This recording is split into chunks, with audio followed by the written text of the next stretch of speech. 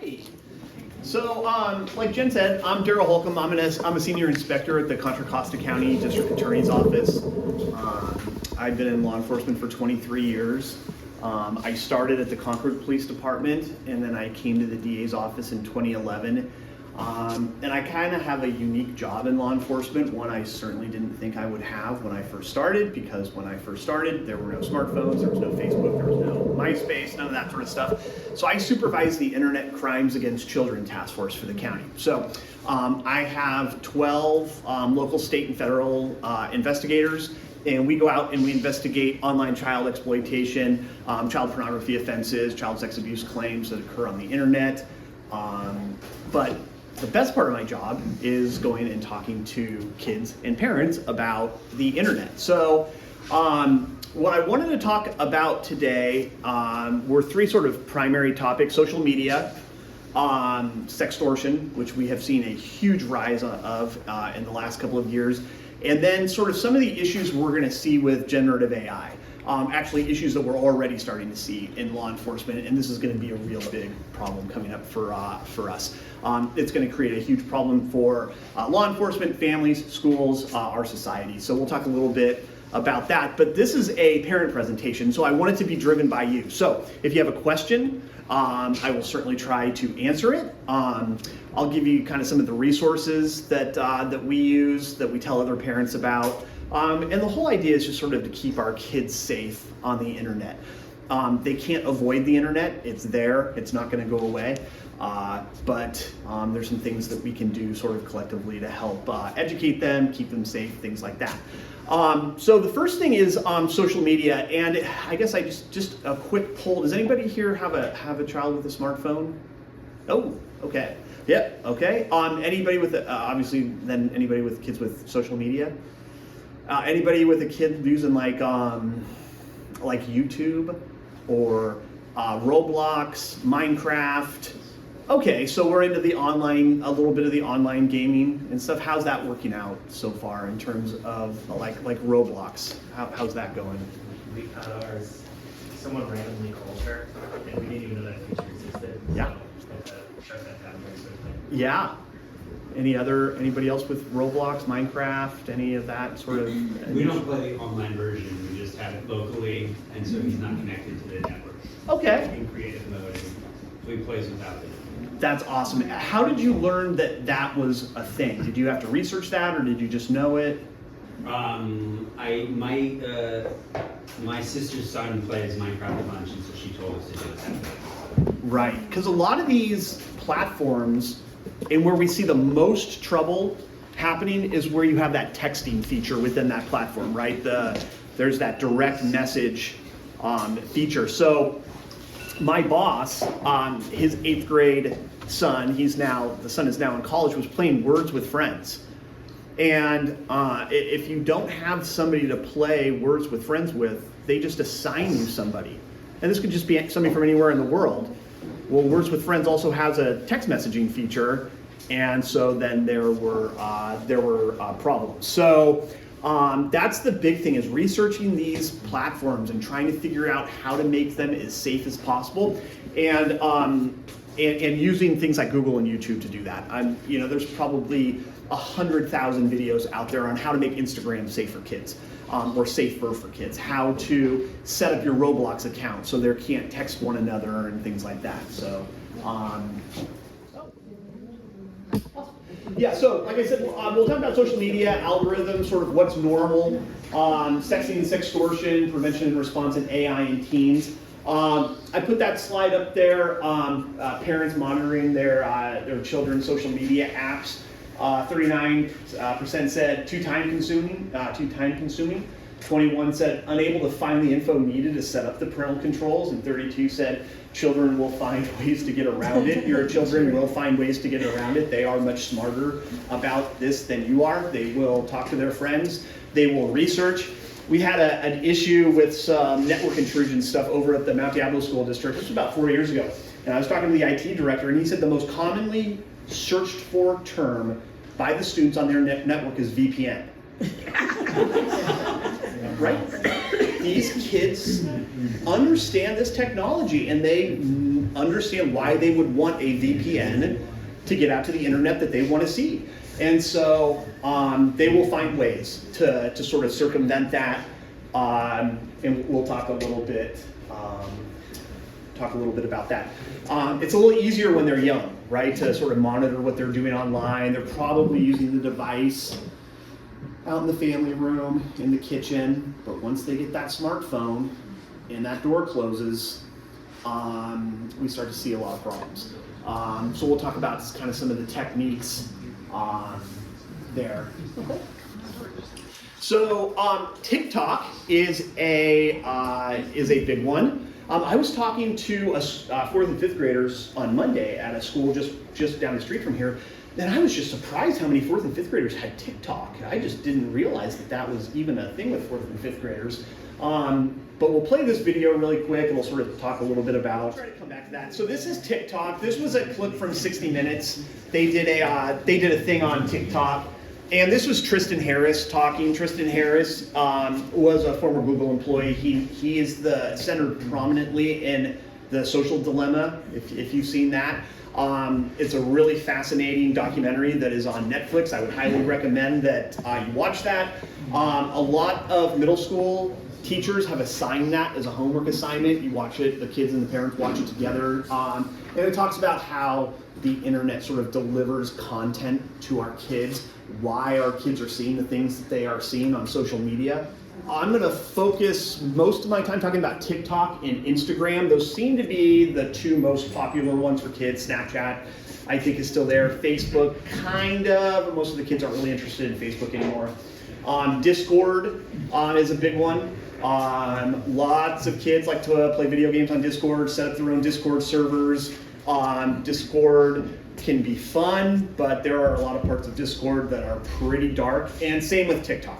And same with Instagram. And so if we want to go to the next slide, the reels and feeds with Instagram, and then the next one. And so why do our kids see what they see? So the main goal of TikTok and Instagram is they don't want you to leave the platform, right? They want you to stay. So they're going to send you things that they think that you want to see. And they're going to send that based off of a couple of things. One, what reels are you looking at? What are you sending your friends in direct messages? What are your friends sending to you? And what are you searching for? And they're going to use the machine back at Meta headquarters to target that individual user with feeds and reels that they think they want to see. Same with TikTok. TikTok for you is going to try to analyze what are you hovering over, what are you watching, what are you sending, what are you commenting on, what are you liking, and they're going to try to craft your social media experience to that. But the other thing they're going to do is they're going to say, well, we want this user to stay, so they're going to send you other things occasionally where it's like, well, maybe they want to see this, maybe they want to see that. So a good example is this. During COVID, some of the older kids, high school kids, wanted to use that opportunity to get into better shape. No problem. And so, like most young kids, they turn to social media to do this. And so they would go on Instagram and they would start to watch workout videos. So probably not a big issue there. But what they're seeing, reel after reel after reel, is what? Really buff, like people that The are perfect human being, right? They're seeing the guy with the 30-pack that's benching, 300 pounds. They're seeing the 20-year-old college student with the perfect ponytail, the $150 pair of Lululemons, the brand new pair of sneakers that can do every body weight motion perfectly, right? And that's what they're seeing. They're seeing that time after time after time after time. And then they're going to get an advertisement. What are they going to see? What advertisement is going to pop up? What is it? Lululemon. I'm sorry? I said Lululemon. Lululemons. Something maybe that could cause a little bit more of an issue. So let's think for our girls. What are they going to get an advertisement for? Sort of weight loss. Weight loss, absolutely. Any nurses or doctors in here? What profession? Palliative care. Okay. If you had a family of a 15-year-old girl and they said, you know, we're thinking about buying our daughter weight loss pills from a link on Instagram. What would your recommendation be? No. No, that's crazy. Of course not. And I'm not in the medical profession, and I will tell every group of parents that I stand in front of, that's a terrible idea, but that's what they're seeing. And what's the next reel they see after that advertisement? The perfect human being, right? And so they start to associate that with, I'm seeing all of these reels, and now I'm seeing this advertisement. And what are our boys seeing? What are they getting an advertisement for? There you go. Absolutely. That's right. Human growth hormones, TRT, supplements that haven't been tested by the FDA. Try this new supplement. Use this new powder that's going to do all these amazing things. And it's sort of the same thing. We would never recommend to the family or to a 15-year-old boy that you should be buying this nonsense on Instagram, but that's what they're seeing. And one of the big problems is that our kids at that age lack skepticism. They don't realize that, this might be a problem. They just see these images and they think, well, hey, this is what I got to try. And there's nobody at Meta that's sitting there going, we don't have enough eating disorders. Let's try to create some more. They're not doing that. It's their machine, it's their algorithm, and our kids are lab rats in this huge social experiment on how to deliver content to kids on social media. So we need to focus on what they're seeing. And so monitoring their accounts, I think, is absolutely appropriate. If I had to choose, if I only had a choice between you get to see what's in their reels or you get to see what's in their messages, I would see what's in their reels.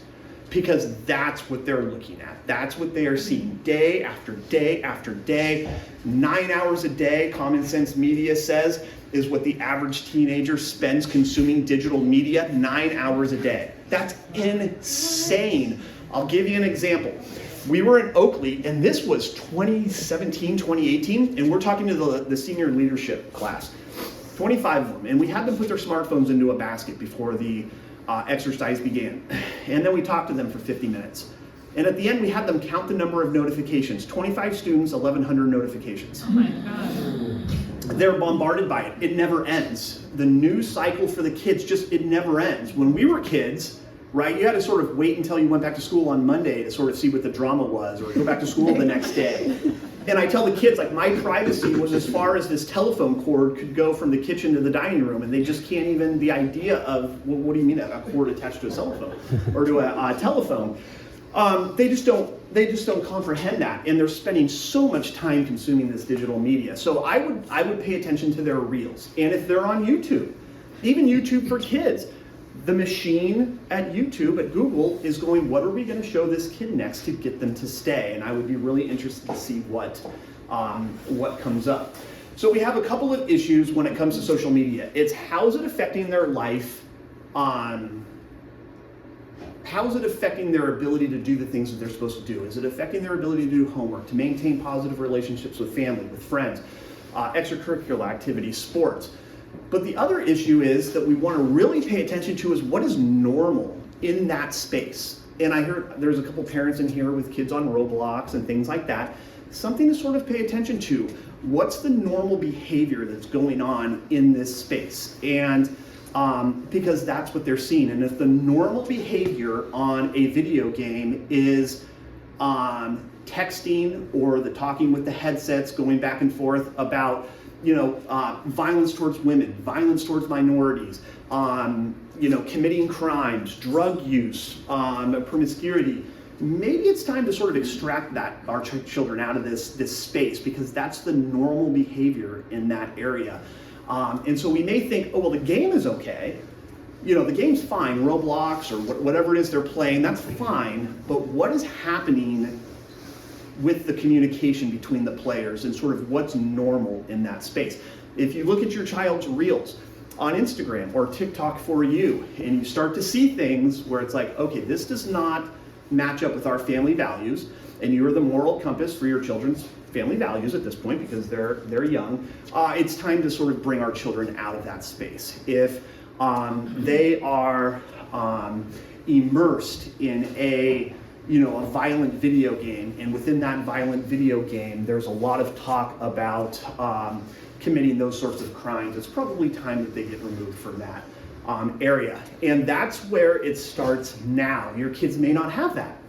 They may not have those video games, the smartphones, the social media, but it's starting to develop that conversation and that trust now when they're in 3rd grade, 4th grade. They're getting that iPad. They're sort of being introduced to these devices. And when they go into middle school, they start to maybe get a cell phone and a smartphone. And then maybe it's, okay, yeah, you can have Instagram, but you can't have TikTok. And it's really starting to have those conversations now, building that trust, because when it comes time to say, yeah, you know, this whole TikTok thing, we're not impressed with your TikTok for you. We need to start to dial this back. That's going to be a really tough conversation to have, because once you give it to them, you're not going to be able to get it back. Once you hand them that cell phone, that's it. You're probably going to have a tough time getting that back from them. You give them TikTok, and it's going to be tough to get that back. Some of the other potential issues that come up, especially with some of our older kids, is I would say smartphones, probably not such a bad idea in the sense of once they're in middle school, it's that way to be able to text with them. You can track them around on GPS, and there's apps where you can monitor what they're doing. So the conversation about at what point we give our kids a smartphone is a lot different than the conversation we have about when the kids should have social media. Hold off on social media for as long as you possibly can. That would be my recommendation. If you can wait until they are well into high school before that happens, I think that's terrific. However, you're going to come to a point where you're going to want to hold off on social media, but you're going to risk social isolation, because they are not going to be able to maintain some of their friendships because they don't have social media. So I think you're all a few years away from that. That is going to create some tension in the household, possibly. But that is one of the issues that we see. There are some kids, they just don't need social media. They've got enough kind of going on in their lives. It's not important to them. There are other kids where they would almost be prescribed social media by a doctor because they just don't have that sort of one-on-one friendship, in-person interaction with other kids. So it's going to really come down to talking about it now, continuing to have these conversations with your kids. Every time they get something new, a new app, a new device, just talk, reinforcing your rules, reinforcing your expectations. Where would be the best place to talk to your kids about this? Where's the best place to have that conversation? Coffee shop. Told me in the car. Oh, Somebody told me in the car, because you're kind of like both. Like my sister said, she has the best conversations with her kids driving. 100%. They're your hostage. They can't go anywhere. You got them. Yeah, there's no escape for them. The car is a great place to have those conversations. I have an almost a 10-year-old. We have those conversations. When we're going to talk about important stuff, she gets to sit in the front seat. She thinks that's just like the coolest thing. But that's where we're going to have our conversations about, and she's 9, almost 10. She has an iPad, no phone, no social media, nothing like that. And we're already having conversations about what photos do we not take of ourselves. We're having that conversation. We do a great job in our society. You can sorry, sort of stuck on this. We do a great job talking to our kids about don't do drugs, don't drink, don't walk away with strangers, engage in other sort of bad behavior. We have to tell our kids don't take naked pictures of yourselves. You have to tell them that, because the second that they hit that send button, it's gone forever. And in Lafayette, we have an 8-year-old victim. That's the youngest victim that we have had in Contra, Costa County, who has been sextorted, was 8 years old. So the kids are starting to get access to these devices younger. They are they don't understand the permanency of the internet. They don't understand the ramifications of what they do. So we want to talk to them about what your expectations are. We also want to talk to them about online strangers. Somebody was saying somebody called them and they didn't know who they were. We need to have those conversations about how they're going to handle that if somebody texts them on one of these apps. If somebody sends them a friend request and they don't know that person in real life. If somebody tries to make contact with them, how do they handle that? How are you going to handle that? Developing that trust so that they know that they can come to you and say, okay, Mom, Dad, we got a problem here. Somebody just called me and it was a grown man. Or somebody just texted me and asked me for my phone number, asked me how old I was, asked me where I go to school, where I hang out after school, if I'm a virgin, if your parents are still together, if I want to come meet them. I mean, this is what is happening on these platforms. Anytime there's a space where kids are going to hang out, that's where the pedophiles are going to go. Every single time. And they're going to ask for detailed information. They're going to send them inappropriate sites, inappropriate content. They're testing to see what your child is interested in. And they're going to do one thing above all else. They're going to tell your kid to keep a secret. I have investigators on my task force right now sitting in an office pretending to be 13-year-olds online. That's what they do. They have photos that make them look like they're 13. They have accounts that make them look like they're 13. They are interacting with adults. And every single time that they interact with an adult in a law enforcement investigation, that adult is telling them to keep a secret. Don't tell mom and dad that we're talking. Don't tell your friends. Don't tell your older siblings. And what this is grooming behavior. They are trying to normalize either meeting in real life to have sex or taking sexually explicit photographs. That's what they're trying to do. They're trying to find kids and normalize them into this is okay conduct. If you see this, resist the urge to throw the phone off the bridge. Please just put it into airplane mode and bring it to law enforcement, because that's the person that we're going to go out and investigate. Try not to get upset with your children over this. They don't understand why this is happening.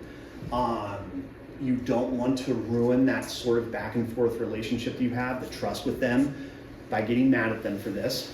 The kids are going to make mistakes on the internet. Please bring that phone to us so that we can investigate that person. And really stressing that we only want them to communicate with people that they know in real life. And so when I go to the middle schools, I challenge the middle schoolers, if you were to go through your Instagram followers, would you be able to say, oh, I know all of these people in real life. I can associate this screen name to somebody that I know. And most of them can't. And when our kids invite followers into their social media circles, it's the same as a stranger coming and knocking on your door and saying, hi, is your son or daughter home? I'd like to come in, because there's going to be pictures of you, your kids. We're going to talk about how that could be an issue when we talk about the AI. There's going to be pictures of your home, where they go to school. Their bios are just filled with personal information that shouldn't be on there, telling people all sorts of things like, I'm 14 and I go to this high school. Well, guess what somebody on Instagram can do? They can just search for profiles for people that have that word in their bio. So they're just looking for people at the school nearby, and then they're just sending them follow requests. It's absolutely insane. And so we want to make sure we're talking to them about this sort of online stranger danger, right? We're going to tell them, don't walk away with a stranger in the grocery store. Don't walk away with a stranger that they meet online. And to start from the baseline of everything on the internet is fake, everybody you're going to talk to is fake, until you prove that they are a real person. So, Darryl, can I ask a question? sure. So if someone's kid maybe didn't come to the parent right away, right, and maybe they sent something in retrospect they might have not wanted to send. Sure. Can you address with parents like what, if that's a concern at all, right? If they're going to bring the phone to law enforcement and maybe their kid hasn't been perfect, can you just kind of address to parents like that's not really an obstacle to bringing the phone in? No, it's not an obstacle. When they are under the age of 18 and they are in communication with somebody online who is an adult, in our eyes, they are the victim. They may have made a mistake that you're like, I cannot believe my kid did that, but they're the victim. They're going to be treated like the victim. There are some states, like so here's an example. We had a victim in Florida in one of our federal cases. And so I sent this agency in Florida out to go contact this minor, contact mom and dad, get a statement from him about the images that he had sent to an offender here locally. And so the Florida detective calls me back a couple of days later, and then he says, okay, well, we got the statement you wanted. I'm going to forward you the report. Great, no problem. He sends me the report. The last page of that report is a citation. They went to the victim's house. They took a statement for my case, and then they wrote the kid a ticket for sexting. Really? you just went out and you criminally prosecuted my victim. You didn't ask me to do, you didn't ask if I wanted you to do that, but no, we are going to treat these kids in the eyes of the criminal justice system. These are victims, and bringing their phone to us is probably the only way that we're going to get the evidence that we need to be able to move forward. I think we can just keep, there's going to be, yeah. So on sexting, this has become an expected part of the teenage dating landscape. A survey by Thorne found as many as 40% of kids are exposed by the time they're 14. Over half of kids don't want to, but they do it anyways. Did anybody watch the congressional hearings the other day where they had Mark Zuckerberg up there and they had those big posters from Instagram? It says something like, it takes like 30 minutes for a girl on Instagram to be exposed to something sexual when they're on the platform. It's insane. We want to talk to our kids about generating content and making sure that we're talking to them about not forwarding it. And then we want to talk to them about, well, where will this end up? Would you want it forwarded, and can I get it back? And some of these apps, unfortunately, offer false senses of security, like Snapchat. Well, this just lives in the ether for 7 seconds and then it goes away. No, wrong. That's not the way it works. That's not the way Snapchat works anymore. And so we need to be really careful about using those apps. Again, your kids are a little young, probably don't even have smartphones yet, but once they get that smartphone and they start texting or they get on social media, that's where we really start to see these problems. So out of sexting, unfortunately, was sort of born this new scam. Oh, you can go back. Sorry. Yep. Called sextortion. This is a huge problem on the rise. The FBI just did a huge public awareness announcement about this in Contra, Costa, and I think we're pretty much the same as the rest of the country. Our primary victim to this right now is a 13 to 15-year-old boy. He will wake up in the morning, turn on the phone, which hopefully was charging in the parent's room overnight.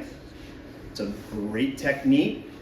If your kids want the smartphone, charge it overnight in your room. Once it's in their room at 10 o'clock at night, no parental supervision, things happen. Charging it in the parent's room is a great idea. Anyway, so he wakes up and there is a follow request on Instagram from a cute girl. And our 13 to 15-year-old boys can't press the screen hard enough to accept that. And now you have this foreign Instagram account is now linked to your child through a follow request. That criminal can now see all of the other people that your friend follows on Instagram. And then the direct messages start, and it starts out a little flirty. And our 13, 15-year-old boys are like giving each other high fives. This is the best thing that's ever happened to me. Then it's maybe a photograph gets sent by this young lady, and it's like, okay, go upstairs and take one of yourself. And our 13 to 15-year-old boys will fly past you in the kitchen, upstairs, slam the door to the bathroom shut, and turn that camera on, and off go the pictures. What's the next message that our kids get? Meet me. No?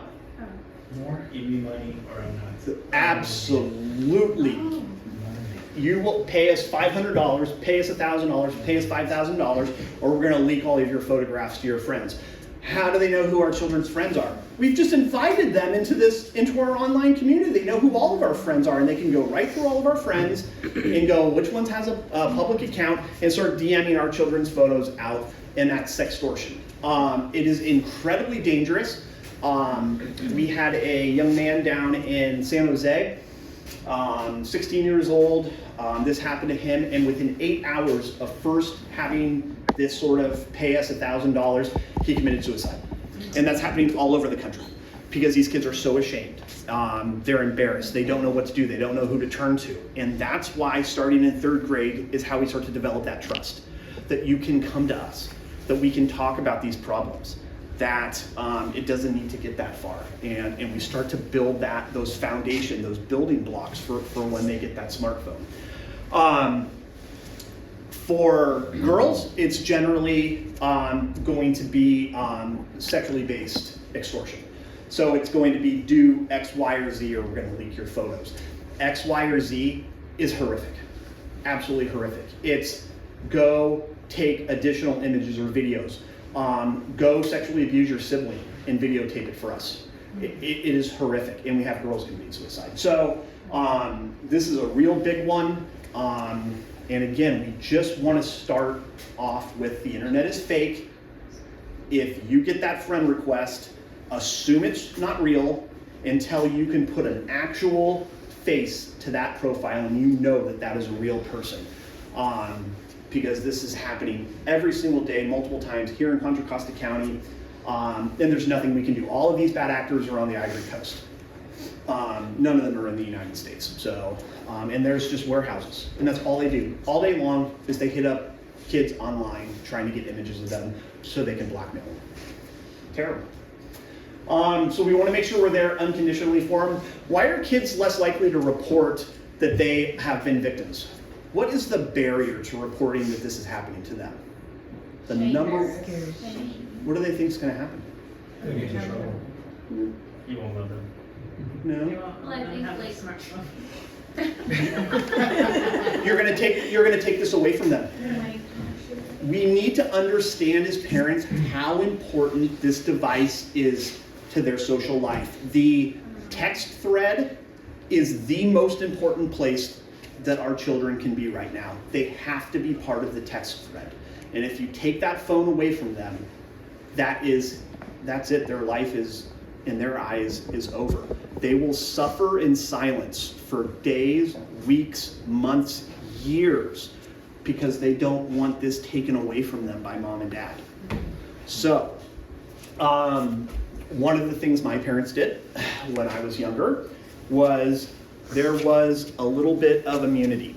If I was at a party and I had been drinking and I called them and said, hey, I need a ride home, I didn't lose the car, but we were gonna have a talk about it, but there was some immunity there. Like, okay, you made the decision to call. Same thing kind of, I think, along the lines with the phone is probably what I'm gonna do with my daughter. It's gonna be, okay, you made a mistake, you need to come and tell us about that, but you take that away from them and they're probably not ever going to come and tell you that there's a problem again. So, something to think about. It's tough to sort of navigate these waters, but so collect the evidence. Don't forward these images to anybody else. Just bring us the phone. I've had parents email me child pornography. It's like, I don't email me child pornography. You're going to shut my Outlook account down, and the bells and whistles and alarms at county IT are going to go off. You can report it to the platform, report it to the police, and we'll start to look into whether or not this is something that is either a local person, somebody in the United States, or somebody, like I said, most of the sextortions occur over in Africa, and we're not gonna make any arrests there. So this is a video. Hopefully, any questions so far? You're like, oh my gosh. Yeah. Everybody needs to write that down. Yeah. You mentioned bringing a phone to you in airplane mode.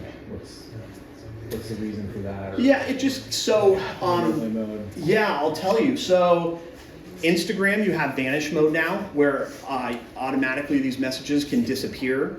You have apps where if one person deletes the messages, it disappears from the other person's account. So if we sort of just put that phone into airplane mode, we sort of keep it there. We can use forensic software. We'll take the phone, you give us the passcode, we'll take it to the nerds, they plug it into what they plug it into, and then that can help sort of preserve that evidence versus if we take it out of airplane mode and now the suspect's like, uh-oh, this person hasn't texted me in a couple of hours, they delete all the messages, well now that evidence is gone. Right. And a lot of these apps that we're seeing real significant problems are, they're not even located in the United States, so we can't send them a subpoena, we can't send them a search warrant, because they're not a US-based company. So, yeah.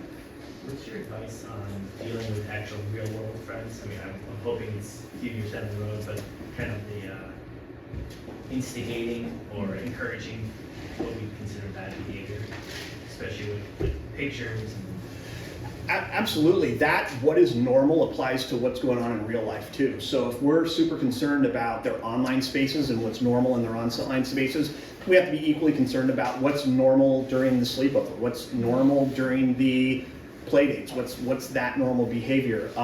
Who are the older siblings that are there? What are they being exposed to? What are the rules? That's and again, it goes back to that. We start now talking to our kids about that. If they are in a situation, like my daughter, when she gets a smartphone, there'll be a code word. You text me that code word, and I will come pick you up. No questions asked. You don't have to stay in that situation just because you're there. You can leave. You should feel comfortable leaving.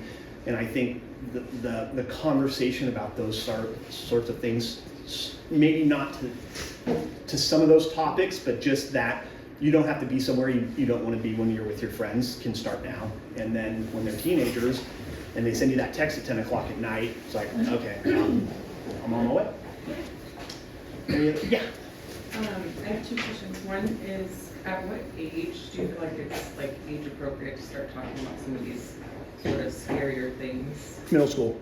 Okay. Absolutely. When I talk to the 4th and 5th graders, and I just did this the other day, they are like on the floor in their classroom. There's no PowerPoint. All I'm asking them is, what's a rule that you have at home? Oh, why is that important? Who else has that rule? And we're just reinforcing the rules that they already have. What would you do if somebody who you didn't know called you? That type of thing. Would you ever tell somebody your address? I mean, just those. When it gets to middle school, the gloves come off. I'm going to go talk to Diablo Vista Middle School students in a couple of weeks. Oh, it's not a fun conversation. It is. Stop doing what you're doing. And it has to, 6th grade, I think, is when the gloves come off, because our victims are 6th, 7th, and 8th graders. Our victims of sextortion are that age. Our victims that are going and meeting adults are that age. We really hammer it home to them. So, yeah, the 4th and 5th graders are super cute. They have the greatest dancers, and they're so innocent. It's like, oh, just stay like that. Yeah.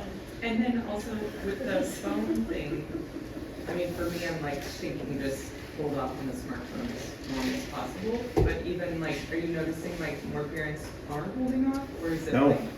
I polled the 4th and 5th graders on Monday, and I would say 60% of the 4th and 5th graders had a smartphone. Yeah. And why not? Or I guess what's your opinion on? Because don't they have phones now that are you can only text Yes. 5 people and it's Absolutely. a couple friends. Yes. That wouldn't that suffice for still being able to communicate with some of your friends? Yes. By not having that access to the whole internet at your fingertips. 100%. There's a slide at the end talking about gab phones, pinwheel phones. You can buy phones that look like smartphones, but are locked down by the parents. Address books are controlled by the parents, things like that. I think that's a great way to start. A lot of it is, for me, I get a lot of parents who say, what age should my child have a smartphone?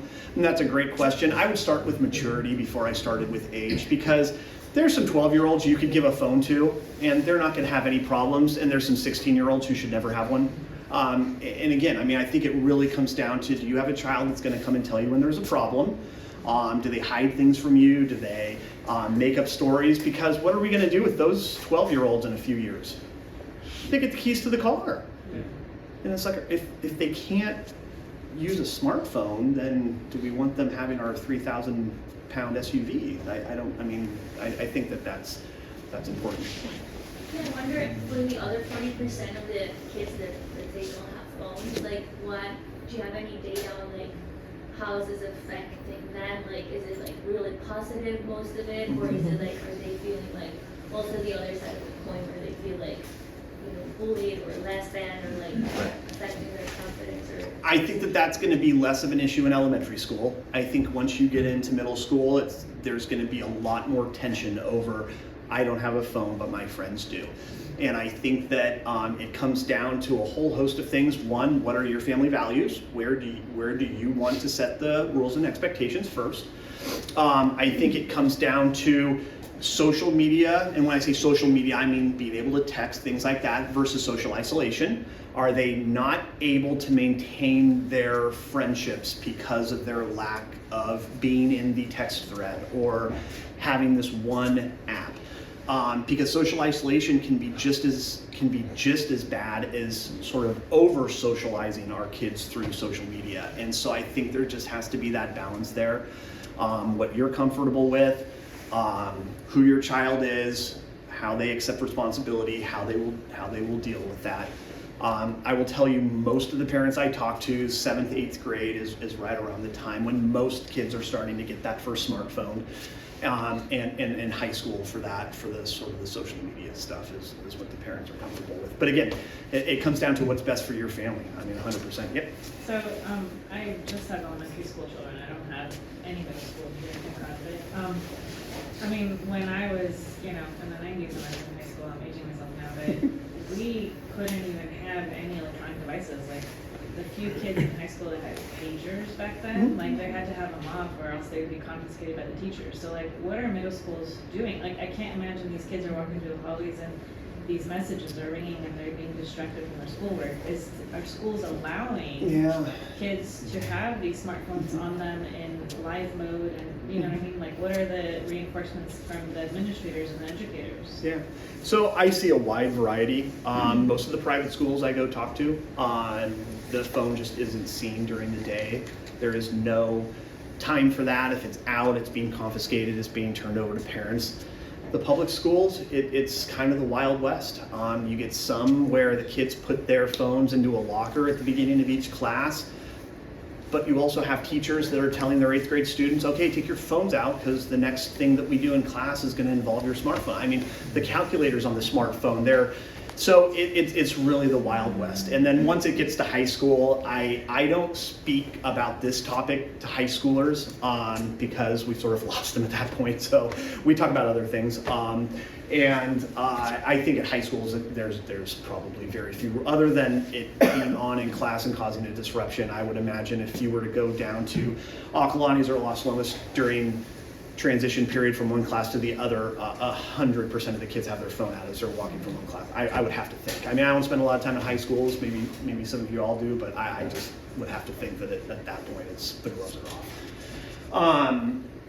Yeah, I think that it takes that school to sit there and go, no, we're just not going to have smartphones out. I mean, it sounds like an epidemic of sorts. Oh, absolutely. And I mean, I would imagine that in order to kind of get better control over it in a way, like especially in the middle school environment where the maturity may not be there, their development may not be there, like it would take a village in a way where educators and administrators of these schools, larger schools, could set some rules to help the parents with this because, Yeah, no, I mean, if I were a middle school principal, it would be, no, these phones are not to be used during class for exercises. That's why we have textbooks, and they can use their phone after class, or after school to communicate with family and things like that. It's tough, and I think those are good conversations to have with principals, about what their expectations are. But no, that's a great question. It's very frustrating to parents who want to hold off as long as they can with introducing that tech, to then see a teacher go, okay, everybody take their smartphones out. I mean, that's sort of counter to what we're trying to do. So situation. But in terms of protecting our kids' pictures, this is even more of a problem because of Gen AI. So this has already been used to launch sextortion attacks against kids, peer-to-peer bullying. What's happening is they're taking a picture of a student, if this is happening sort of in the school environment, and they're taking that photo, they're putting it into AI software that is generating nude images of that child, and then they're spreading them around. For sextortion attacks, same thing. They are saying they're taking your child's photo off of social media or a selfie, maybe your kid sends them, thinking it's another teenager. They're running it through this AI software and creating nude images and saying, we're going to spread these photos of you if you don't pay us. Huge problems here because a lot of this can't be detected as quickly as it once was. This also causes significant emotional trauma because not only do you have a child whose face has now been taken and nude images have been generated, when they're confronted by the parent, they say, I didn't do it. now you've got parents that are saying, well, yeah, you did, and they're not believing their child because it's you. Like, this is you, this is your person. And so, real problems coming up. I listened to a presentation at a meeting a couple of weeks ago in Savannah, Georgia from Thorne, and their team is saying like these types of generative videos are gonna be here in like a year and a half. This is really scary stuff where they're gonna take your child's photo, they're gonna run it through AI software and create pornographic videos, not just pictures. And so if we have kids that want to use AI for whatever it is that they want to use it for, this is just another conversation we have to have with them about what the ground rules are and what the expectations are about using AI. And if this is happening to your children, somebody has taken their picture and done this, please contact law enforcement so that we can begin to investigate that. There are artifacts that are sort of left behind on some of these images that we can look at to help us sort of nail down maybe who did it or when it happened and things like that. But this is going to create more problems for kids that already kind of have enough to deal with. But the bullying is going to be particularly problematic. So when you talk about protecting your kids' photographs, there's a lot of parents who don't put their kids' photographs on social media, and they don't put it on social media for exactly this reason, because their photographs are going to be manipulated into by bad actors. So. We'll go through these pretty quick. Addiction, burnout, I think there's a couple of, okay, addiction and burnout, obviously we want to deal with that as quickly as possible. A poll released by Common Sense Media, 50% of teens feel addicted to their devices, and 67%, here it is, spend around 9 hours a day consuming digital media. That's just crazy. And studies have found that it's critical to intercept this between the ages of 13 and 15. Next one. Effects of COVID, the reports to the National Center for Missing and Exploited Children increased. I used to get about 150 cyber tips a year. Now I'm up to about 400 for the county. Our victims trading these images are younger and younger. Our suspects are offering to pay kids for explicit images. This is huge. We had a young lady here in central Contra, Costa County, 15 years old, and she had an OnlyFans account. She was making about $2,000 a month. Adolescent depression is on the rise. I mean, all the stuff you would think that would come along with this sort of stuff. And you know, again, we want to teach our kids that they don't need to get social validation through social media. It's not the number of likes, it's not the number of followers, that's not what's important in life. But unfortunately, it's very important to our kids. Applications and device monitoring software. I don't work for any of these companies. This is just feedback I've heard from parents. Pinwheel and Gab are hardware devices. Like we were talking about, those phones that can be set up and locked down by parents. Bark and OurPact are software based. So this is something where you put the app on your phone, you put it on your kid's phone, and you can monitor a whole wide variety of things that's going on the devices.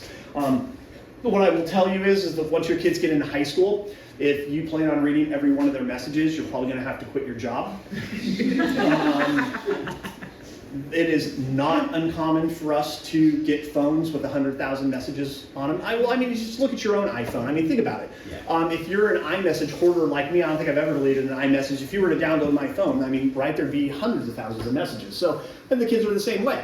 They want those messages so that they can go screenshot them later. And I mean, it's crazy. So, So Instagram, again, hopefully there's no Meta employees in here. I think the way that Instagram delivers content, especially to our girls, is obscene. They're coming out with a whole bunch of safety products now. Supervision on Instagram is one of them. I haven't talked to a parent that has used this, but I certainly love the feedback. But that's what they're doing. Lots of cool resources out there. Common Sense Media is absolutely #1. That should be bookmarked on your phone, your computer. My daughter wanted to watch a show on Netflix the other day. MC Squared on Netflix. I don't know. So I got on Common Sense Media and I just ran a review on it and it looked fine. All the parents were saying, yeah, like 8 up and 8 years plus, and it gives you ratings for different categories, and it looked fine. I watched the first episode with her and it's like, okay, that's fine, you can watch the show. Same with books, movies. But the important one are apps. So if your kid says, okay, I want Snapchat, and you're like, oh, I've been dreading the day since my kid said that they wanted Snapchat. You can go to Common Sense Media, type in Snapchat, it'll give you a whole review of the app, it'll tell you what other parents are saying, ratings. YouTube, Google will help you set up all of these accounts, all of these phones, all of these apps with the security in mind. Yeah, Google is your friend. If your kid says, hey, I need this app for school, Google it. I mean, and you'll find out real quick. There was an app out there called Kick, and Kick's a horrible place to be. No child should be there. No adult should be there. But the kids were telling their parents that, oh, this is a PE app, Kick. And the parents were like, okay, whatever. And it's just a third-party app. At the time, it was located up in Canada, and it's like sharing videos and pictures. It's just terrible. But again, if it's like, oh, my kid wants Kick, well, I'm going to Google that, and you'll see the 100,000 law enforcement articles about why Kick is bad. iPhones, right? What can you do with your iPhone that has iOS 17 on it right now with another iPhone? Have you tried? Yeah. Think about how bad that could be for one of our kids out in public. If they're meeting a stranger and they just sort of bump iPhones, our kid goes, oh yeah, I'll give you my card. Well, if you were to look at your iPhone and the information that's on your card, mine's like my home address, my business address, all my email accounts, my phone number, like my birth date. I mean, this is crazy. But again, our kids don't understand that that's the amount of information that they're sharing about themselves. And then Kid Smarts is run by the National Center for Missing and Exploited Children. Kind of geared towards younger kids in terms of educational materials and stuff like that. Some great documentaries out there. Screenagers. Anybody seen Screenagers? No. So Screenagers was it's probably 7 years old now. This was a mom who was a doctor up in Seattle, and her 12-year-old daughter Tessa, we kind of followed Tessa through the documentary, wanted a smartphone, and this mom put together this documentary on the brain science between screen use and development. It was fascinating, still very relevant. The Social Dilemma is fantastic, especially watching it with your older kids. There's a great podcast out there called Ask Lisa. She is a child psychologist. She has like 25-minute podcasts on things everywhere from social media to all sorts of adolescent issues. Untangled, she wrote the book Untangled, which is about raising adolescents. Fantastic. What was that podcast name again, one more time? Ask Lisa. Ask Lisa. Yeah, Ask Lisa DeMar. Real easy to listen to, 25 minutes. I'll listen to one on the way to work or the way home. Has anybody heard of her or read the book Untangled? Okay, yeah. Have you read Untangled? And what were your thoughts? I thought it was amazing. I think it's a great book for everybody to pick up. What's it regarding? Yeah, so I mean, what was it? What was it regarding? Raising adolescents. Oh. Yeah, really good. Like, she did a podcast the other day on should I still track my child on their cell phone? And, a parent will write in and she'll kind of talk about sort of the pros and cons of GPS tracking your senior in high school. And she's just really easy to listen to. Should I let my child on TikTok? Should I let my child have a phone? My child can't accept that they made a mistake in sports and it's affecting, just a whole wide variety of parent issues. I think it's pretty good. Mm-hmm. And then this is my contact information. Please feel free to drop me an email if you have a question. If you want us to come out to your organization, we can talk to the kids, talk to the parents. We've talked to soccer leagues, swim clubs, the National Charity League, Boy Scouts, Girl Scouts, the whole range of organizations. We're more than happy to come out and do that. If you have a question about an app or a specific situation, please let me know. I'm more than happy to answer that for you. And yeah. One thing I just thought of when you were talking about the Kick app, with like things that seem relatively like, oh, it's educational or that kind of thing. I know like a school in this area, one of my friend's daughters was in 3rd grade, and they had tablets that they could take home that were all school related. So of course they didn't think anything of it, and her daughter was bullied for like months through the school Google Docs? I don't know specifically what it was, but she had homework on there basically, but you could message Yep. or email type things. And she noticed like her daughter's behavior was changing and she couldn't figure out what it was. Like she doesn't have a smartphone, she doesn't have social media, she doesn't have anything. And then finally found that text, email thing within that and saw months of like really horrible bullying. It's terrible. So that even things that you don't think are going to be a problem, whereas as long as they have that access to communication, it can happen through even educational sites. Absolutely. Google Docs is the new love letter. I mean, they created Google Docs. If you have the kids, will create chat rooms on Google Docs. They'll create a Google Doc, they'll share it with one another, and then they just create a running chat room with each other. And yeah, and I know some districts use securely and things like that to kind of keyword look for things, but they're smarter than us. They know how to use this technology. They'll ask you for a Gmail account, and then they'll give the password to their friend, and they'll create a draft email. And that, I mean, and you'll never see that. You would never check the draft folder, and that's where they're talking. It's unreal. Yeah, no, that's really sad, and very unfortunate. And again, something to engage with school management about, you know, what devices are they going to have, and what security you have on there, and what they're going to be allowed to see and not see, and things like that. Yeah, no, that's brutal to people. The other big one is that if you give your kids social media, it's important the social media platform know how old your kids are, because they're going to show a 13-year-old different stuff than they're going to show a 16-year-old. And what we have is we'll have a kid that signs up for Instagram when they're 13, but they tell Instagram they're 17. Well, the next year, Instagram goes, this is an adult. I mean, they don't ask for any ID. They're not going to call the parents and go, hey, it's Instagram, how old's your kid? So it's important when we set up these accounts, even their Gmail accounts, that these platforms know how old the kids are, so that they can sort of restrict that content. So, because there's a lot of, I mean, people rag on Meta, and I get it, there's a lot of issues with Meta, but there's a lot of checkpoints in Meta. So if your child is on Instagram and Instagram knows them as a 13-year-old and an adult that they are not friends with on the platform trying to direct message them, that hits a checkpoint at Meta. And if there's an image there or a video, that hits another checkpoint. Or if there is an IP check where it looks like they're a great distance away from one another, that hits another checkpoint. And so there's a lot of internal controls at these companies that stop that. So the offenders just pretend to be kids. And so they sort of avoid those internal checkpoints. It's really bad. Yeah. Someone that I know works for Meta. Don't give my name. Actually, Take that through. No, I won't. But like, there's literally like a whole task force on their end that's Absolutely. managing these things. Absolutely. And that's what they work on. They do. They're And wonderful. I know many of them. It's overwhelming. It is. It's overwhelming emotionally, and like the amount of content that they're trying to manage. They can't even get to all of They the can't. awful content that people are. They can't, and it's being even worse with the AI, because right now we have